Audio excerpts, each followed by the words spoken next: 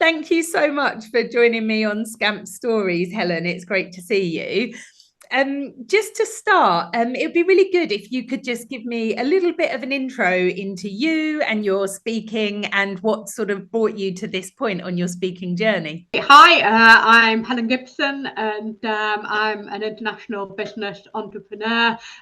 Do speaking, coaching, and a lot around leadership, and the sorts of things specifically that I am sharing and speaking on. A couple of key topics. One is around leadership, and particularly a sense of what I call scrumptious leadership. So leadership that is absolutely irresistible and how to get that sort of leadership style and approach. The second thing I talk about a lot is international business and working internationally, and particularly around what I call it growing global.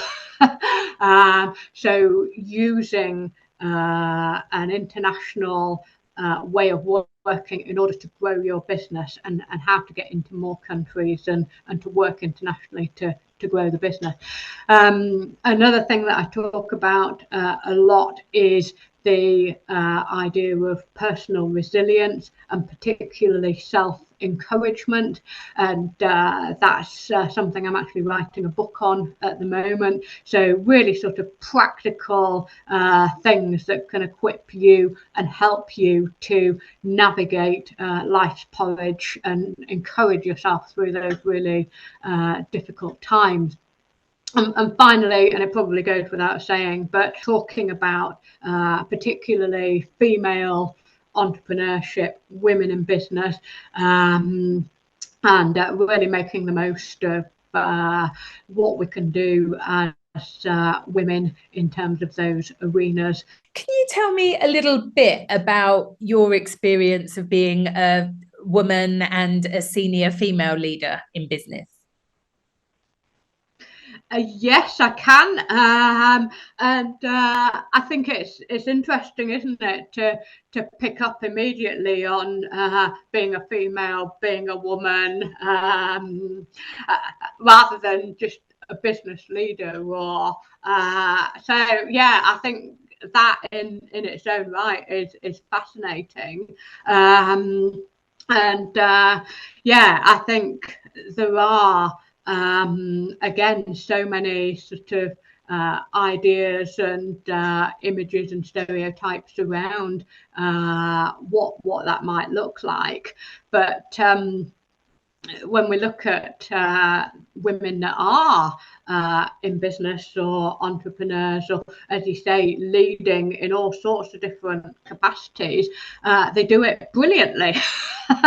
And to that extent, I think some of the sort of negativity that is around, or some of the barriers that are there, are unfounded, unwarranted, and actually to try and look at, well, what are the positives of having female leaders, of having women in business, and not just the positives, but where can we use that to our advantage? And have you had any sort of negative experiences throughout your career where you felt that your gender has inhibited you, or you've been overlooked because of it? Or have you felt that on your path, perhaps it hasn't been such an issue? To be honest, I've had more of an issue with age and being northern Oh, than wow. the gender. Very interesting. And that's just my own sort of experience. And that's not to say that I'm not unaware of sort of some of the connotations and barriers, and I haven't had sort of tricky issues that are because I'm a woman. But as I say, it's actually been some other things that I think have had more of a play than simply being female. You raised an interesting point at the start, though, about almost, isn't it a shame that we're still having to have this conversation? And I guess I'm quite interested to delve into whether, to really move towards true inclusivity, we should be talking more and celebrating more the gender differences between us, or should we just stop having the conversation and just say Helen's here as CEO of Agencia, full stop?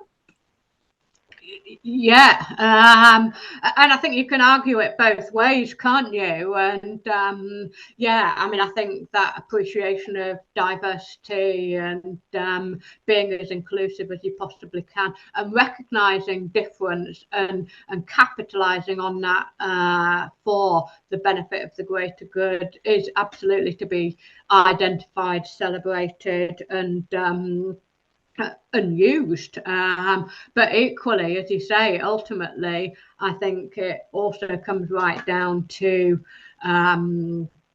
performance, to capability, to impact and results. The strongest possible leaders. Can you tell me a little bit about your experience of leadership and what it's actually meant for you personally?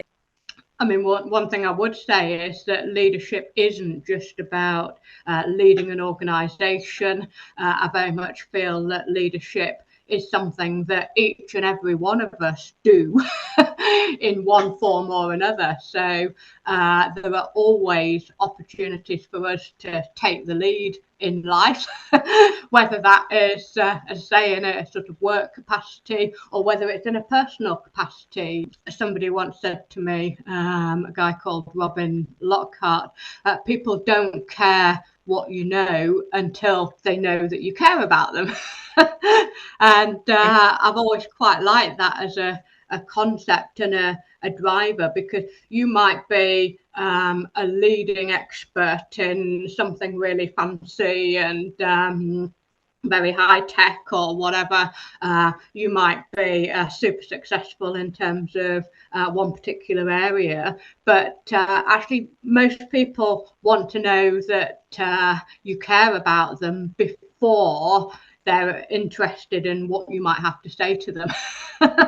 And if that doesn't come across, then you can't begin to get into the nitty-gritty or the technicalities of doing business. If you're in any sort of leadership capacity, it's taking that interest and caring about people before then getting on to business.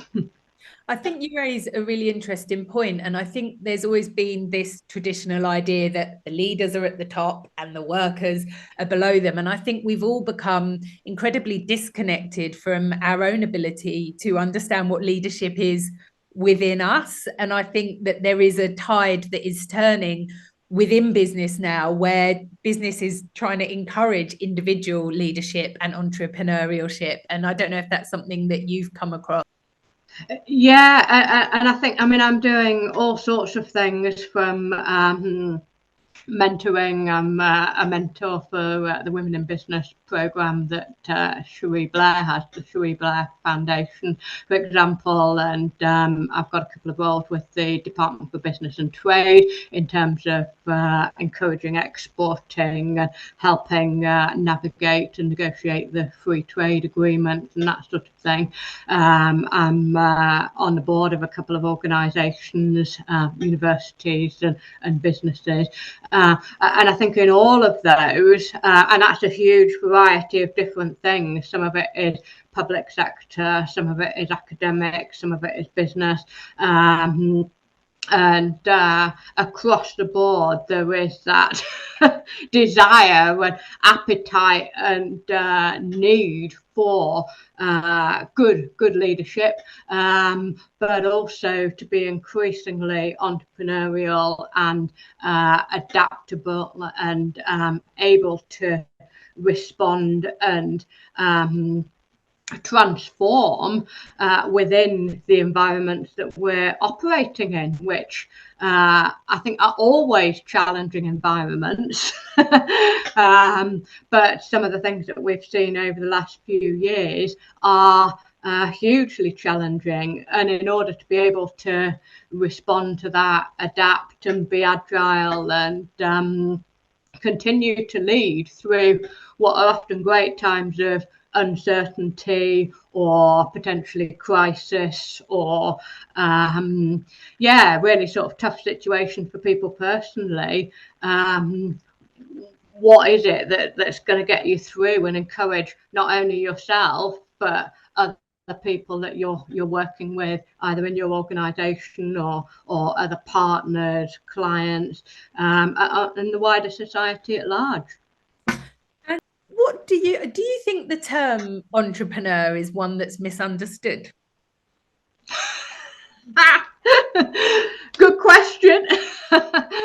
What actually is an entrepreneur? What makes somebody an entrepreneur? Or we talk about entrepreneurial spirit. Well, they say, don't they, that necessity is the mother of all invention. And I think often that entrepreneurialism, that creativity is born out of necessity. Or it's born out of a real need. So you don't necessarily think, oh, I want to be an entrepreneur. Yeah.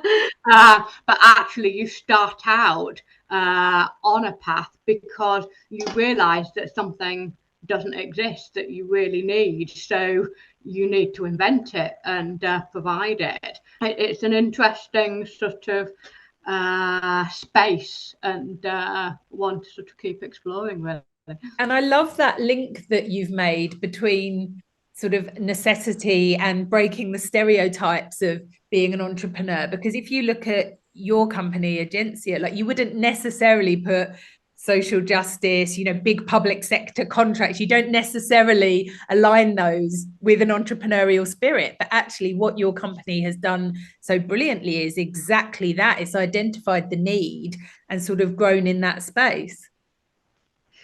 And I think that's absolutely right. And it's being in a position to identify a need, respond to that need, which you can't necessarily always service that need. But actually, if you are solution focused and are able to meet a need, then one thing will lead to another. And that is a way to build up momentum and to grow and to diversify. And I think, very much that is how I've seen organisations that are entrepreneurial. It's not to say that there aren't strategies and business plans and processes and all sorts of things like that go into the mix, but I think it's often being led by the needs that our people have got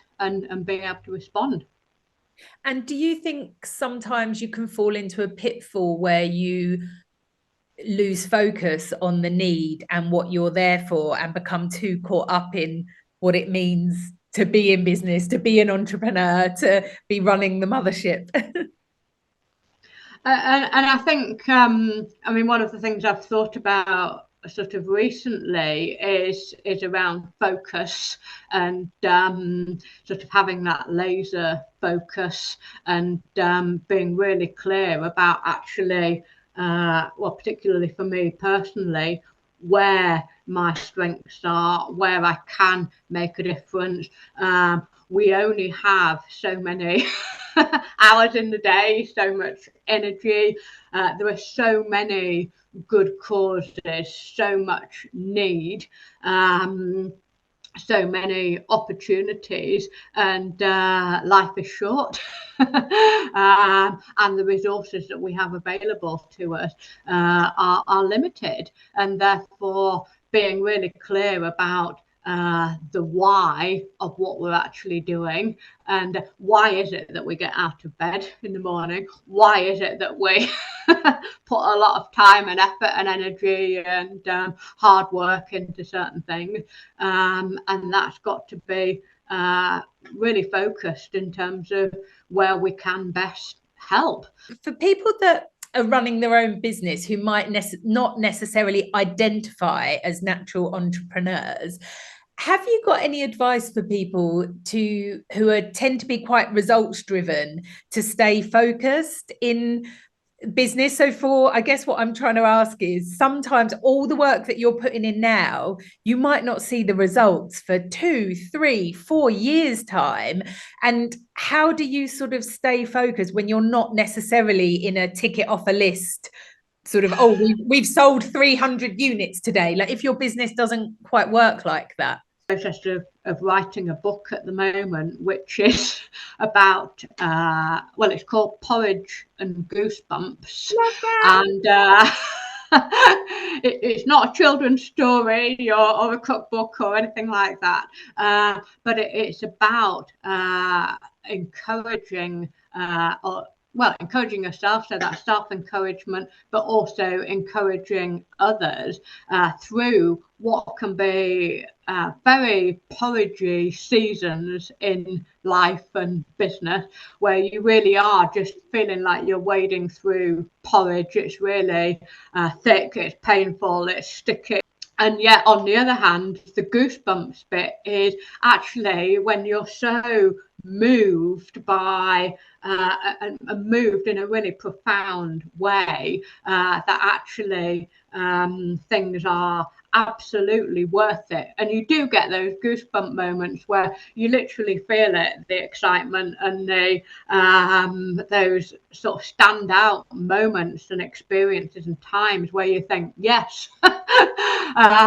So what I'm doing in this book is distilling a lot of what I've learned over the years in terms of that encouragement to keep going and to hang in there and to get the results, get the goosebumps, which is so difficult, and it is so easy to give up, and it's absolutely painful at times. And I think you can get sort of really excited about sort of doing business, or as you say, being an entrepreneur, or it sounds great, but the reality can be really, really tough, and putting in those hard yards to actually generate something that is a legacy and that is getting you more of those goosebump moments.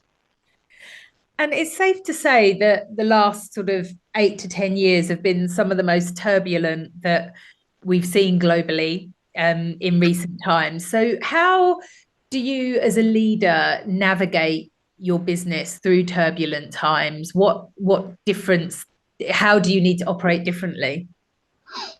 If you look at everything that's happened just in the environment as a whole that we're living in, and then you layer on top of that the personal situations that we've all got going on, which will be, again, a myriad of different challenges and uncertainties and insecurities, and all of that plays in, and actually can make it really, really difficult for all of us, but perhaps particularly challenging for those of us that are not just leading ourselves, but leading others. But I think just a couple of things that have sort of really helped me, and I think help others. One is when you're going through things that you've not been through before, so you've never experienced it before, you don't know actually what to do,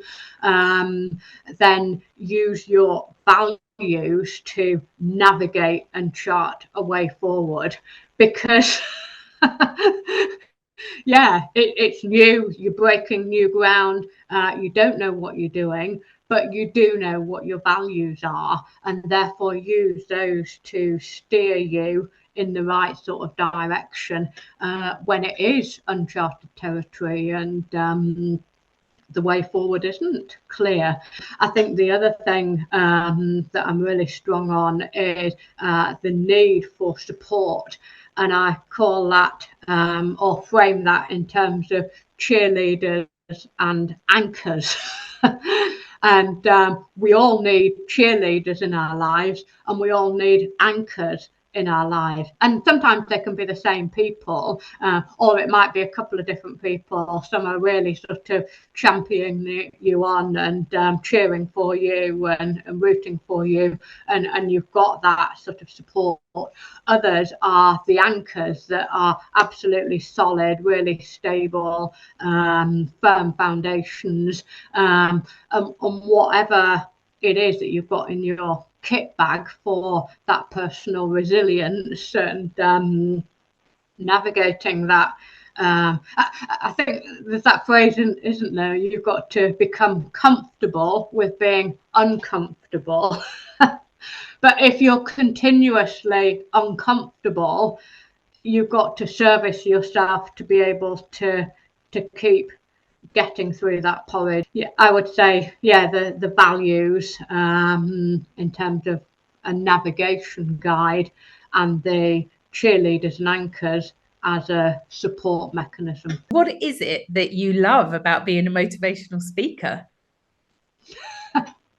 I love being able to inspire and encourage and to share what I've picked up and learned, often from some quite difficult situations. You've got the scars, you've got the warts, you've got the blood, sweat, and tears. I